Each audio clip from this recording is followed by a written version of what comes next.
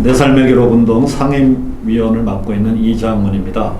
오늘은 저희 목사님도 한번 나와서 인생 스토리를 말씀하신 적이 있는데, 오늘은 성공회 신부님이십니다. 이제 카톨릭교회 신부님이 아니시고 성공회 신부님이신데 이영 신부님이십니다. 근데 이제 일반 이제 사목 성공회 교회에서 설교 강론 이런 거 하시는 그런 지금 사목 활동을 하시는 게 아니고 사회에 나와서 이제 사목 활동 하시는데, 여러분들이 많이 들어보셨을 겁니다. 그러니까 이주 노동자들 또는 뭐 외국인 뭐 노동자들 또는 뭐 외국 인력 이런 분들이 한국에 지금 많이 들어와서 일을 하고 계신데, 이분들을 돕고 보살피고 때로는 이분들을 위해서 험한 일도 마다하지 않고 그렇게 좀 일을 하고 계십니다. 남양주시의 외국인 복지센터의 지금 센터장이시고, 여기서 이제 하는 일들이 아까 말씀드린 그런 일들이십니다. 그리고 이제 성공회에서 나오신 게 아니고 성공회 지금 신부님으로 계속 그 일을 하고 계십니다. 자, 그러면 이영 신부님 직접 한번 인사를 하시죠. 예, 안녕하세요. 대한성공회 이영 신부입니다. 그리고 저는 현재 그 남양주시 외국인 복지센터에서 그 이주 사목을 지금 하고 있습니다. 시작한 지 2003년에 시작했으니까 이제 한 20년이 조금 이제 넘어선 것 같습니다. 우리 이영 신부님은 20년 넘게, 사실은 이제 뭐 지금 남양주시 얘기만 드렸지만 그 전서부터 여러 지역에서 또 이렇게 이제 이주 노동자들을 위한 사목 활동, 그러니까 사목이라는 게 그분들을 위해서 뭐 이제 강론하시고 뭐 이런 게 아니고 그분들의 실제적인 어떤 생활과 권리를 이렇게 이제 보호하기 위해서 이제 일을 험한 일을 이제 20년 넘게 지금 해오셨는데요. 그 얘기는 조금 있다가 또 자세하게 또 이제 말씀을 아마 해주실 거고요. 신부님이 도대체 어떤 분이시길래 이런 일을 하게 됐는지, 사실은 저희 라이프 스토리 중심이기 때문에 이게 제일 궁금해서 어떻게 해서 이제 신부님까지 되신 건지, 성장 배경과 학창 시절 얘기 좀 먼저 좀 해주시죠. 네. 저는 68년생이고요. 이제 초등학교 들어가고 나서 그렇게 특별한 건 없었는데, 그 아버지가 그 군 출신이셨습니다. 그래서 이제 대위 예편을 하시고 난 이후에 이제 저희도 그렇게 특별한 건 없었는데, 제가 초등학교 3학년 때 이제 그 잠실 주공 아파트라는 그 아파트에 들어갔습니다. 그래서 이제 아파트에서 잘 지냈는데, 이제 저희 어머니가 이제 70년대 말 80년대 초 막 요럴 때 부동산 투기에 조금 손을 대셨어요. 그걸로 인해 가지고 이제 살던 아파트도 다 잃어버리고, 그러면서 이제 남의 집 전세 살이를 좀 했었습니다. 그러니까 이제 그쪽에도 이제 아파트가 있었는데, 아파트가 제가 봤을 때 한 15평 정도 규모 되나? 근데 거기 방 한 칸을 얻어서 어머니랑 저희 3남매가 방 안에서 이제 생활을 하고, 저희 어머니는 또 이제 3남매를 키우셔야 되니까 이제 노상에서 떡볶이, 순대 이거 장사를 하셨어요. 근데 중학교 때까지 이제 그렇게 가정적으로 좀 어려움을 지내다가, 사실은 이제 그때 당시에 이제 교회를 다니기 시작을 했고, 저희 어머니도 원래는 이제 불교 신자셨는데 이제 가세가 조금은 그렇게 어렵다 보니까 어머니도 어떻게 자연스럽게 교회를 다니셨고, 저도 이제 교회를 다녔는데, 이제 그게 하나의 이제 요인일 수 있었겠죠. 그런데 제가 그런 과정 속에서 이제 그 중학교 3학년 때 목사가 되겠다 이렇게 마음을 먹고 제가 이제 신학대학을 가려고 했는데 준비 중에 있었는데 어머님이 갑자기 저보고 이제 상고를 가라고 그러신 거예요. 근데 고모부 중에 그 은행원이 계셨어요. 그러다 보니까 어머니가 보셨을 때는 은행원이 그래도 좀 안정적이고 좋은 그러다 보니까 제가 이제 어머니 권유로 덕수상고를 그 당시에는 이제 덕수상고도 반에서 한 10% 그래도 좀 성적이 좋은 친구들이 이제 가게 됐는데 제가 덕수상고를 가기는 갔는데 이게 적응이 안 됐더라고요. 그래서 한 3년 동안 좀 고생을 했습니다. 취업을 해야 되는데 취업을 하려면 뭐 주산, 부기, 타자, 급수를 따야 되는데 급수 없이 졸업을 했어요. 그리고 나서 이제 어머니한테 말씀을 드리고 제 진로에 대해서 저는 앞으로 성직자가 되고 싶다.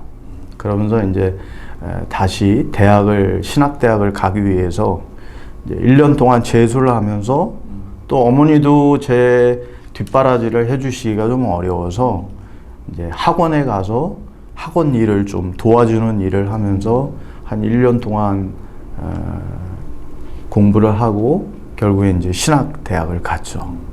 근데 신학대학을 가고 나서도 사실은 이제 저는 뭐 어쨌든 큰 포부를 가지고 신학대학을 갔는데 그 대학교가 굉장히 좀 보수적인 그러니까 제가 이제 뭐 어디 신학대학이 무슨 그런 뭐 진보다 보수다 뭐 이런 그런 걸 모르고 그냥 추천을 받아서 갔기 때문에 대학을 갔는데 굉장히 보수적이고 근데 전혀 그런 걸 모르고 있다가 신학대학을 가서 이제 그 소위 이야기해서 신학의 여러 가지 색깔들을 이제 경험을 하게 된 거죠.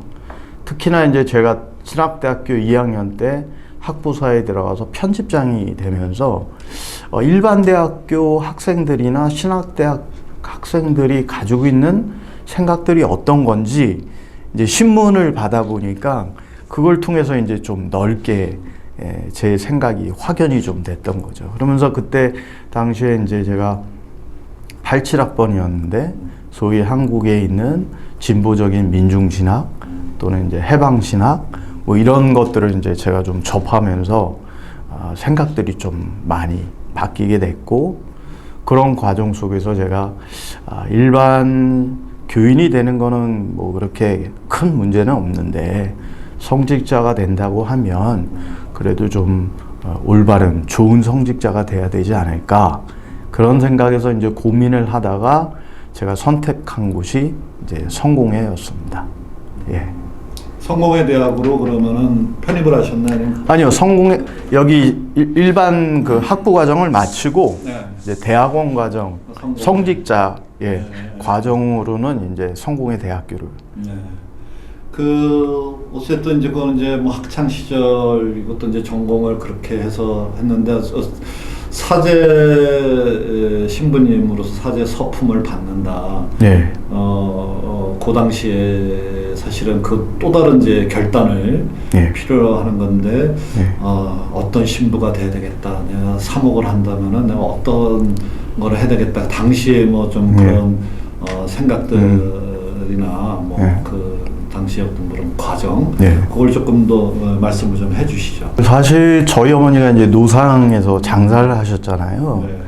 뭐 그렇게 뭐 많은 돈을 벌진 못하시고 정말 힘들게 장사를 하셨는데 이제 어머니 따라서 제가 철야 예배를 갔었어요.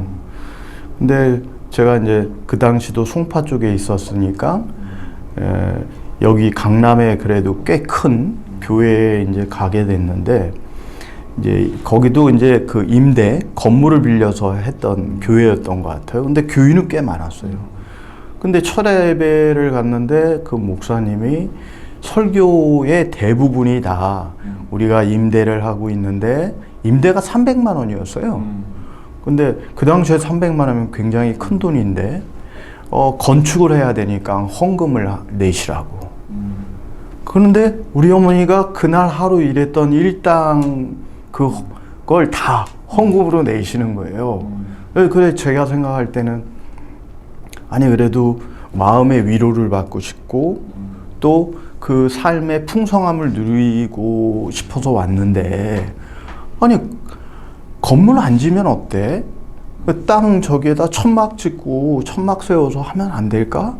이 강남 이 금싸라기 땅에다가 이제 그런 마음이 들면서 이제 제가 생각한 것 중에 하나는 이제 그런 경험들이 사실은 이제 한국 교회의 성장이 이런 자본에 의해서 성장한 것과 같은, 그러니까 한국의 경제 성장과 교회 성장이 같다라는 거예요. 그럼 결국은 물질적 성장과 교회 성장이 같다라는 거는 이거는 도대체 이해가 안 간다. 정말 교회가 저렇게 맘모스화되고 거대화되고, 예? 한 번은 제 친구가 교회를 다니고 싶다 그러길래 한번 안내를 해줬더니 대형 교회였어요. 그 교회도. 그리고 이제 목사님도 굉장히 괜찮으신 분이고. 근데 갔는데 이 친구가 거기 자전거를 타고 갔었나 봐요. 그랬더니 문 앞에서 내쫓았대요. 승용차만 거기 교회에 들어가게 하고 자전거는 못 들어가게 했다라는 거예요. 저는 그 친구를 전도할 마음으로 그 교회를 안내를 해줬는데, 그러면서 이제 생각한 것 중에 하나가 한국 교회도 이제 제2의 종교 개혁이 필요하다. 이런 그 물질 만능주의, 자본주의화된 교회는 더 이상 존치할 필요성이 없다. 그러다 보니까 제가 이제 성공회를 선택을 하게 됐고, 성공회가 뭐 대단한 교회는 아니지만 황무지처럼 느껴졌어요.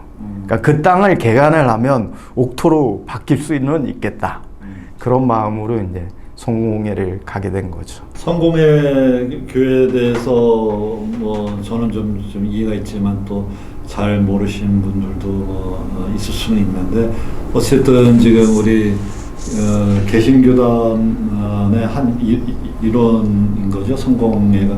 그렇죠. 과는 이제 좀 개신교 교단하고는 좀 가깝고 뭐 그런 이제 건데, 근데 성공회 가신 다음에 결국은 지금 말씀 아까 하셨던 이주노동 3호. 네네. 이거를 이제 선택하시고 꾸준히 20년 넘게 지금 이거를 좀 이쪽을 해오셨는데요. 네. 거기에 어떻게 해서 눈을 뜨게 됐고, 왜 내가 신부지만 일반 신도와 이제 이렇게 교회에서 이렇게 하는 것보다는 외국인 이제 이주 노동자들하고 내가 이 사목을 해야 되겠다. 왜 이런 선택을 하시고 어떻게 해서 그 과정에 입문하게 되셨는지요? 뭐 저희 성공회는 뭐 발령이라서 본인이 뭐 선택해서 갈 수 있는 선택의 여지는 없습니다. 근데 제가 2003년에 잠깐 그 휴직을 하고 있는 동안에 그 저보다도 여기서 먼저 활동을 하셨던 이종호 신부님이라고 계시는데, 그분이 TV에 나왔는데 그 본국에 있는 가족을 초청해서 한국에 있는 외국인 노동자와 만나는 그런 방영이 나왔었어요. 그래서 굉장히 저한테도 그게 감동이 있었는데, 제가 잠깐 휴직하고 있는 사이에 그 이종호 신부님이 거기서 일할 사람이 없었나 봐요. 그래서 이제 저보러 한번 같이 와서 일을 한번 해보자. 그래가지고 이제 제가 그 이주 노동자 지원단체 샬롬의 집이라는 곳에 이제 사무국장 자리로 저희가 이제 가게 됐죠. 예. 그 샬롬의 집. 예. 지금 그게 이제 남양주시 쪽이었나 아니면 이제 다른 남양주 지금 현재 그러면서 그쪽에 이제 인연을 맺게 되고. 네네네. 그때 가시게 될 때는 뭐 얼마 동안만 있다가 또 이제 다른 지역이나 다른 이제 사목을 하실 생각이셨는지, 아니면 처음서부터 여기 뼈를 묻겠다 이렇게 선택하고 가신 건지. 뭐 처음에는 그냥 가서 외국인 노동자들이 이런 어려움이 있으니까 조금이라도 이제 도움을 줘야겠다, 이제 그런 생각이 들었는데, 제가 처음에 갔을 때 이제 그 외국인 노동자 한 사람을 친구로 만나서, 나이도 거반 비슷하고, 근데 이제 그 친구가 저랑 나이 또래도 비슷해서 이제 친구로 지냈는데, 하루는 공장에서 일 끝나고 돌아와서는 저한테 이런 얘기를 들려줬어요. 공장에서 일 끝나고 돌아오는데 누가 자기를 불러서 뒤돌아보니까 아무도 없어서, 또 가는데 불러서 뒤돌아보니까 목장에 소가 자기를 부르더래요. 그래서 이 친구가 한국에 너무 오래 있어서 머리가 좀 그랬나? 그랬더니만 들려준 이야기가 그 소가 너랑 나랑은 똑같다. 뭐가 똑같냐? 그러니까 너 한국에 들어올 때 여권에 도장 받고 들어왔지. 나도 한국에 들어올 때 귀에 도장 받고 들어왔어. 이 수입소요. 너랑 나랑 똑같다. 그러면서 너 공장에서 쓸모 없으면 기계처럼 버려질 거다. 나도 쓸모 없으면 고기가 될 거다. 너랑 나랑은 똑같다. 이 얘기를 딱 했는데 제가 그날 잠을 못 잤어요. 왜냐하면 저는 이 친구를 인격체고 그리고 사람으로 생각을 했는데 이 친구는 자기를 동물, 소로 자기를 동격화시킨 거잖아요. 그래서 왜 그랬을까? 이 친구도 분명히 자기 나라에는 가족도 있고 형제도 있고 사랑하는 사람들이 있을 텐데 왜 한국에 와서 동물이 되고 소가 됐을까? 사실 이 이야기를 제가 그때 당시 들었지만 20년이 돼도요, 저는 이 이야기를 잊어먹지 않아요. 그러니까 아마도 제가 20년 동안 계속해서 이렇게 일하고 있는 것도 그 친구가 들려준 이 이야기가 아직도 제 가슴 속에 이렇게 남아 있어서 그런 것 같아요. 그 남양주라고 하지만 사실은 지금 마석, 네네. 마석공단, 가구공단이죠. 그렇죠. 네. 예. 거기에 이제 터잡고 계속 지금 일을 하신 건데 그 마석 가구공단 뭐 거기에 외국인 노동자 생활 뭐 이런 거는 어땠고 무슨 일들이 지금 벌어졌는지 뭐 잠깐 좀 그 말씀도 좀 해주시죠. 뭐 실프로라는 친구가 제가 처음 만났던 산재 당했던 17살 그 아이가 이제 그 일하다가 손가락 3개가 잘렸는데 사장님은 자기가 일 시킨 적 없다. 하기서 뭐 일주일 있다가 거기 공장에서 났으니까요. 그래서 이제 일단은 그 잘린 손가락을 좀 회수해 달라. 자기는 모른다. 그래서 공장 가서 이제 3개 손가락을 저기 했는데 이제 2개만 접합 수술을 하고. 근데 그 친구 보상비를 받아서 이제 그 산재를 어쨌든 신청을 해서 받아서 본국에 돌아갔는데 아버지가 이제 그 아이를 보면서 이제 보상금만 보시는 모습을 보면서 굉장히 마음이 아팠어요.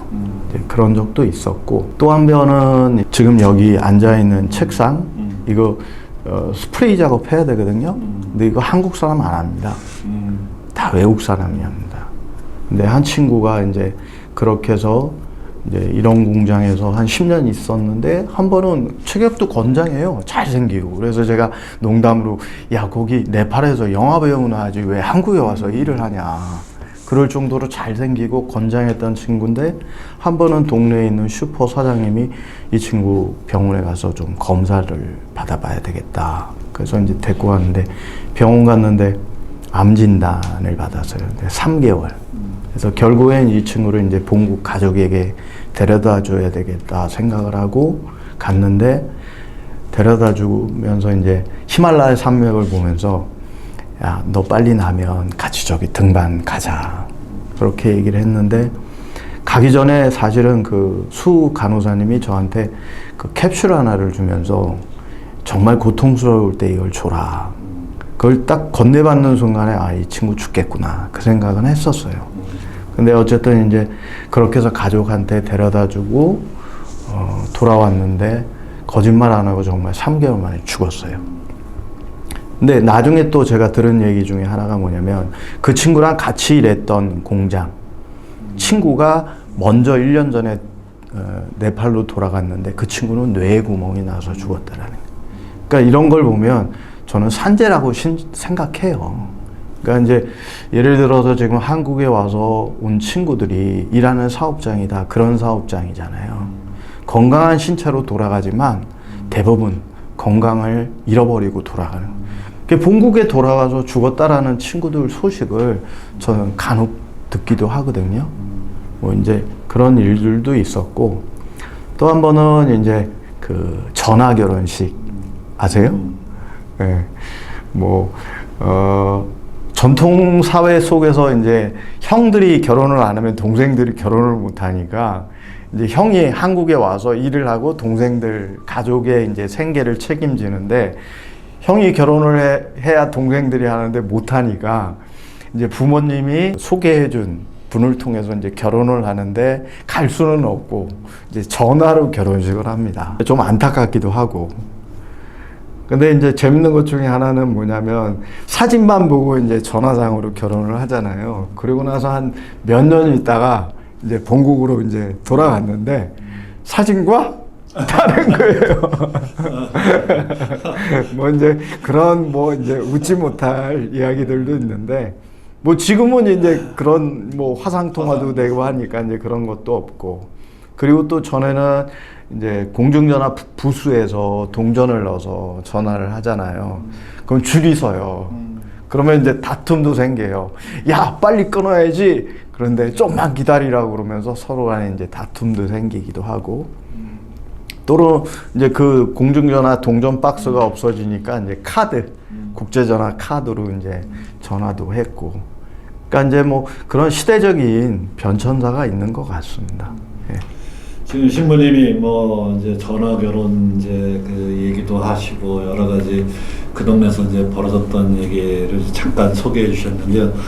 그런 얘기들이 이제 요 책 최근에 이 네. 책을 요것만 쓰신 건 아니고 이제 또 있는데 요 책에 그런 내용들을 다 담고 그 와서 가구 공단 중심으로 이제 어떤 일들이 있었고 뭐 여기 슬픈 얘기도 있고 뭐 그렇게 이제 뭐 어떻게 보면 좀 흐뭇한 얘기도 있고 사람 사는 얘기가 여기 다 담겨 있습니다. 그리고 여기에 이제 특히 또 내용 중에 신부님이 다 이제 여기 쓰신 내용이지만 또 우리가 이제 예전에 불법 체류자 뭐 이런 이제 미등록 이주 노동자들 얘기가 이제 또 상당히 많이 있어요.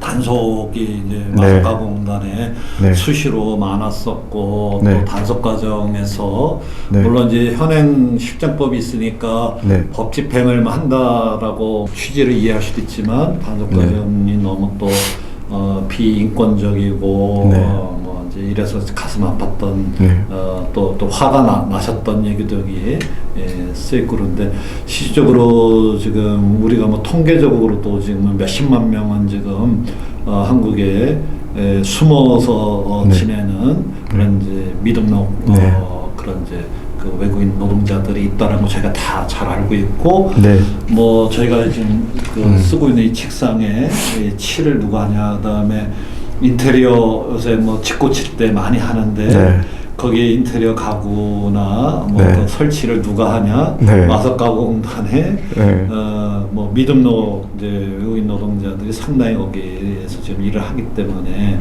또 하고 있다. 또 채소가 요새 많이 올랐다고 하는데 아마 농촌에 이제 그런 뭐 외국인 노동자들 또는 거기 상당 부분 또 미등록 외국인 노동자들이 가서 일해주지 않으면 아마 지금 비싼 채소의 2배 정도 되는 채소를 도시인들이 서울 시민들이 먹게 되지 않겠냐. 사실은 저희가 어느 정도는 이제 짐작하고 있는데 이제 그분들은 이제 그림자처럼 나타날 수 없는 그런 얘기들이 여기 다 있습니다. 그래서 한번 그 미등록 외국인 노동자들의 삶과 여기 지금 우리가 어떻게 느끼시길래 어떻게 이걸 지금 대처해 나가야 되는지 법이 아니더라도 신부님 입장에서 현장에 계신 입장에서 한번 좀 얘기를 좀 해줘 보시죠. 한번.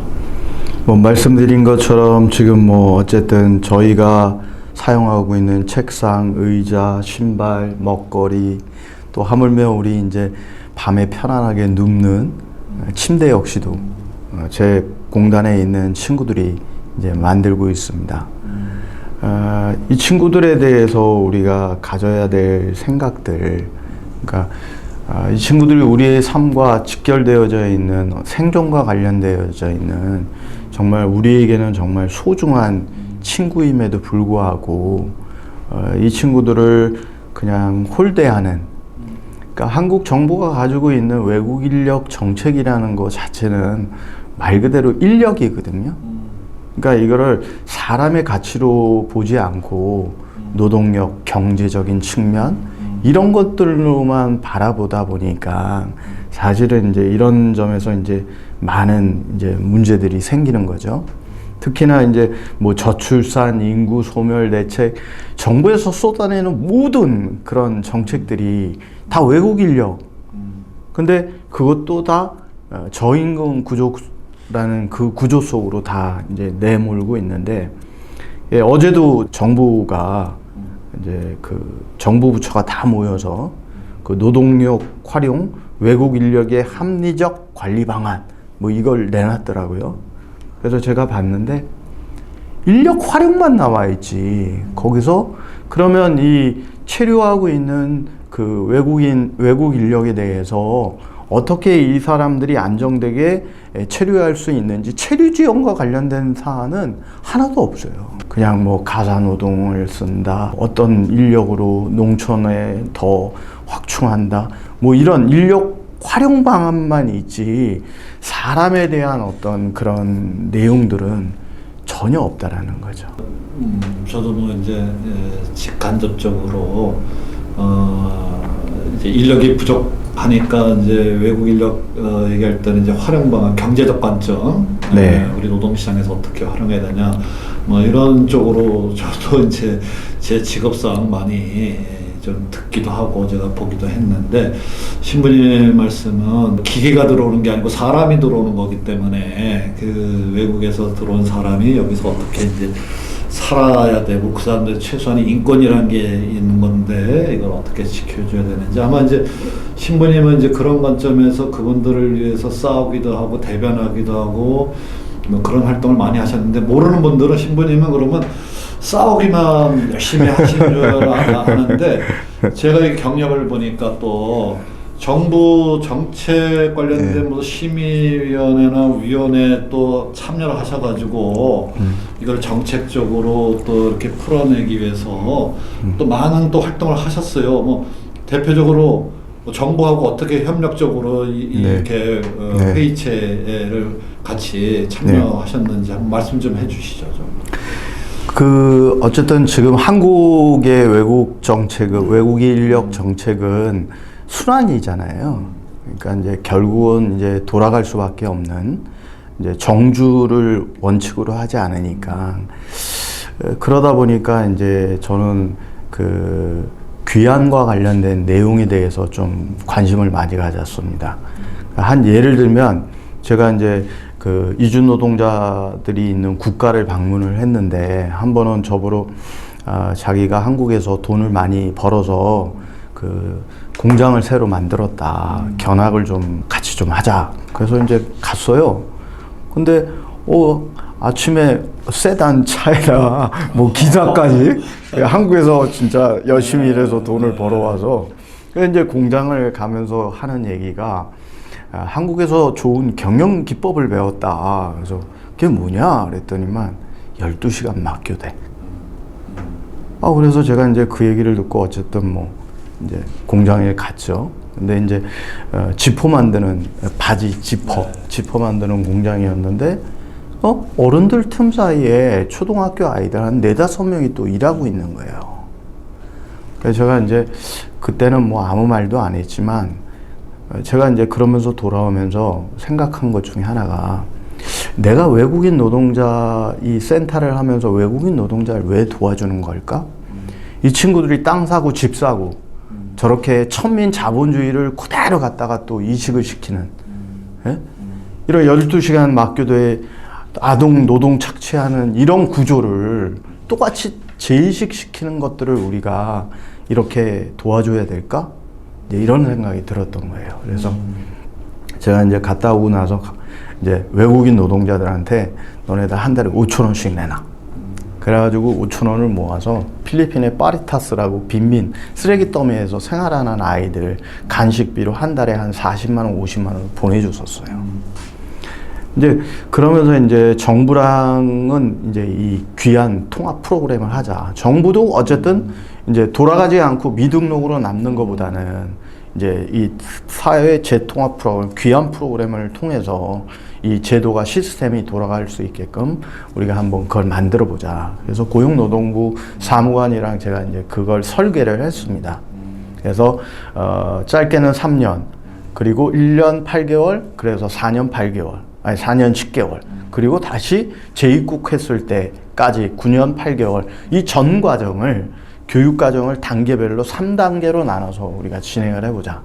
한국어 교실, 그리고 교육 중에는 뭐 산업재해와 관련된 사안, 안전과 관련된 사안들, 그리고 고용허가제에 관련된 법안들, 교육, 이런 것들을 1년에 교육과정, 우리가 사실은 이제 고용허가제로 들어오면 2박 3일 교육받고 끝이잖아요. 예? 더 이상은 교육이 없어요. 재교육이라는 것 자체가 없어요. 고용허가제가 계속해서 여러 가지 법률적으로, 제도적으로 변화가 되는데 그 정보가 외국인 노동자들한테 전달이 안 돼요.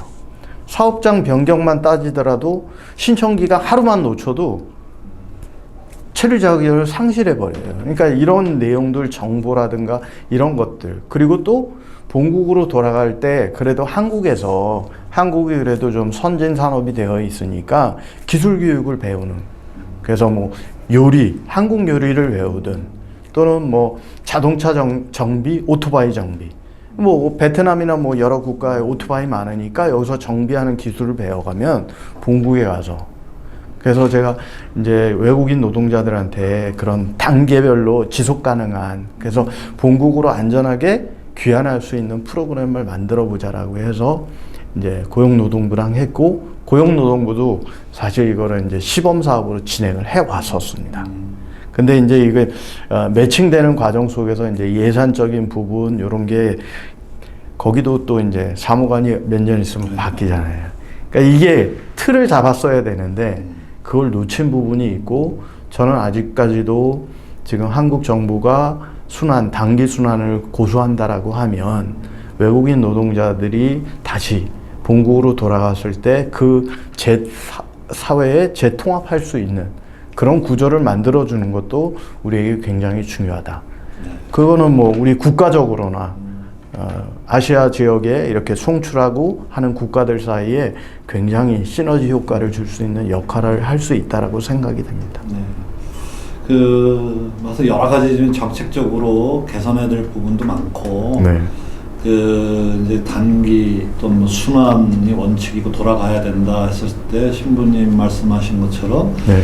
잘 돌아가게끔 이렇게 네. 해주는 지원이 이제 필요한데, 네. 필요할 때는 들어오라고 해서 네. 일시키고, 네. 이제 돌아가서는 뭐 알아서 해라 하니까 이제 돌아가서 또 뭐 이상한 또 이제 뭐 재생이죠. 거기서 그 나라 가서 이제 재생하는 분들도 있는데, 그러니까 이제 우리가 뭐 돈 들여갖고 개발도상국 가서 ODA라고 해서 원조 지원해서 뭐 직업 훈련 시켜준다 이렇게 생색내는 거는 많이 하는데, 실제로 여기 들어와 있는 외국인들에게 잘 기술 훈련 같은 거를 잘 시키고 그럼요. 해서 중요하죠. 그 나라 돌아가서 네. 그 나라 발전에 기여할 수 있도록. 그럼요. 네. 근데 사실 가까운 데 두고 네. 먼 곳에 가가지고서 우리가 네. 하고 있는 부분도 좀 있는 것 같고, 근데 이제 결국 우리가 이제 인구가 이제 줄어든다, 일할 사람도 뭐 모자란다 하면서 외국인은 한 250만 명 정도 된다고 지금 한국에 뭐 돼 있고, 결국은 우리가 이제 이제 이민자들도 있고, 또 크게 보면 또 탈북민들도 있고, 네. 우리가 이제 다문화로 가야 되는데, 네. 또 신문 여기 쓰신 책에도 나오는데 이제 이 다문화 정책, 네. 이게 말로는 다문화 뭐 캠페인도 많이 해요. 이제 네, 다문화 우리 가야 됩니다 하는데, 신부님 보시기에 우리 다문화 정책 지금 현재 한계가 뭐 우리가 어떻게 지금 이 다문화로 가야 되는지 한번 좀 그런 얘기도 좀 해주시죠. 그 다문화의 성격이 어떠냐가 굉장히 중요할 것 같은데, 저는 한국 사회의 다문화를 정의한다고 하면 블랙홀, 그러니까 모든 걸 다 빨아들이는, 그러니까 한국화가 되지 않으면 모든 걸 다 거부하는 거예요. 그러니까 저는 이거는 바람직하지 않다. 그러니까 저도 그런 오류를 경험한 적이 있는데, 외국인들이랑 제가 이제 설악산을 갔습니다. 그래서 이제 울산바위인데까지 가기로 했는데, 제가 인솔자니까, 근데 흔들바위 좀 가니까 힘들어서 잠깐 쉬고 있었어요. 근데 외국인들이 벌써 내려오더라고요. 갔다 왔대요. 그래서 아니 내가 인솔자인데 어떻게 갔다 오냐 그랬더니 위에서 찍은 사진을 보여주는 거예요. 그래서 제가 이제 다른 얘기를 했죠. 우리나라 정말 아름다운 나라다. 금수강산. 봄, 여름, 가을, 겨울이 있고 삼면이 바다로 둘러싸인 정말 살기 좋은 나라다. 그랬더니 이 친구가 갑자기 신부님, 한국의 제일 높은 산이 어디 있니에요? 그래서 백두산. 전 가보지는 못했지만 그렇게 얘기했더니 이 친구가 하는 얘기가, 신부님, 백두산은 우리 동네 뒷산 정도 돼요. 그러더라고요. 네팔 친구예요. 그러니까 세계 히말라야, 예? 그거를 생각하니까 백두산은 정말 뒷동산 정도 수준이더라고요. 근데 제가 이제 그러면서 느꼈던 것 중에 하나가 이게 뭐냐면, 다문화라는 것 자체는 상호 이해를 해야 된다. 그리고 상호 존중을 해야 된다. 이게 안 되면 사실은 다문화로 가기는 어렵다. 지금은 뭐 예를 들면 뭐 결혼 위주 여성, 뭐 아침에 김치 담그고, 점심에 한복 입고, 저녁에 떡 썰고, 시부모님 잘 모시고, 이게 다문화로 비춰지는 거예요. 저는 그래서 한국 사회의 다문화로 가기 위해서는 굉장히 어려움이 많이 있다. 상호 존중과 이해가 바탕이 되지 않으면 어렵다. 그리고 저는 이제 제가 왜 이거를 하는 이유 중에 하나는 이제 한국도 분단된 지가 지금 반세기가 뭐예요. 이제 1세기가 다 돼가는 상황인데 북한과도 사상적으로나 이념적으로나 언어적, 문화적 모든 것들이 이제 사상적으로 다르잖아요. 근데 지금 한국에는 250만, 한 100여 개의 국가가 들어온 거예요. 역사적으로 이런 적도 없고. 근데 저는 지금이 통일국가로 갈 수 있는 그 모델을 만드는 훈련장이다. 여기서 우리가 이 다문화 경험을 통해서 모델을 만들 수 있는 그런 역할을 할 수 있다. 저는 사실은 어디 가서든지 제가 이 일을 하고 있는 그 목적과 의의라고 생각이 들어요. 다른 사람들도 다문화의 관점에 대해서 우리가 좀 더 우리 지금 한반도에 놓여져 있는 이런 상황들을 한 번은 친구가 외국에는 미등록이라도 유럽 같은 경우는 뭐 자기가 가고 싶은 나라 가는데 왜 한국은 못 그러냐. 그래서 제가 우리가 통일만 되면 너가 유럽뿐만 아니고 러시아가 됐든 중국이 됐든 너 갈 수 있다. 제가 그런 얘기를 했는데 사실은 저는 이게 우리에게 굉장히 중요한 부분이라고 생각을 합니다. 그러니까 다문화라는 게 다양성을 인정하고 우리 기준이 아닌 세상 사람들이 가지고 있는 여러 가지 자기 기준들이 있는데 그거를 존중해주고 그런 속에서 우리가 좀 이렇게 훈련을 쌓고 그러면 이제 정말로 우리끼리만 이제 잘 살 수 있다라는 게 지금 점점 어렵다라는 걸 지금 느끼고 있는데 좀 우리가 좀 훈련을 좀 더 해야 된다. 저도 이제 그렇게 받아들였고요. 근데 이제 뭐 신부님 개인적인 얘기로 조금 더 다시 돌아가고 우리 성공의 신부님 이제 결혼을 하시잖아요. 네. 근데 이제 이 마석 가구 공단 중심으로 거기서 생활도 하시고 또 일도 이런 뭐 다소 좀 험한 일을 계속 해오신 건데 네. 뭐 사모님이나 또 아이들도 있으실 텐데 가족들 네. 이런 거에 뭐 상당히 같이 협력하고 마음이 이렇게 편하게 이렇게 같이 이렇게 생활해 오신 네. 건지 아니면 여전히 뭐 대의는 인정하되 네. 불편하다 뭐 이런 네. 건 없으신 건지 한번 좀 가족들 네. 가정생활 네. 좀 해주시죠. 지금 어머니가 계시는데 어머니는 아직도 이제 그 장로교 그러니까 보수적인 그런 교회를 다니시는데 제가 이제 신학대학을 졸업하고 이제 성공회를 간다고 하니까 그 교회 목사님이 아마 어머니한테 성공회는 이단이다 그렇게 얘기하셨던 것 같아요. 그래서 이제 어머니가 이제 너 이단 저기에 빠졌냐 막 그러셨는데 이제 뭐 지금은 뭐 시간이 좀 지나서 이제 많이 좀 이해를 해 주시고요. 그리고 이제 뭐 저도 결혼을 조금 늦게 해서 40대에 이제 결혼을 하고 지금 이제 아들이 중학교 3학년인데요. 집사람이나 저희 아들이나 뭐 외국인 행사가 있거나 뭐 이러면 같이 도와주기도 하고요. 그리고 사실 이제 저도 인도 카레. 네. 그죠? 이제 방글라데시 친구들도 인도 카레를 먹는데 저희 오뚜기 카레랑은 다르잖아요. 처음에 제가 왔을 때는 먹기가 굉장히 힘들었어요.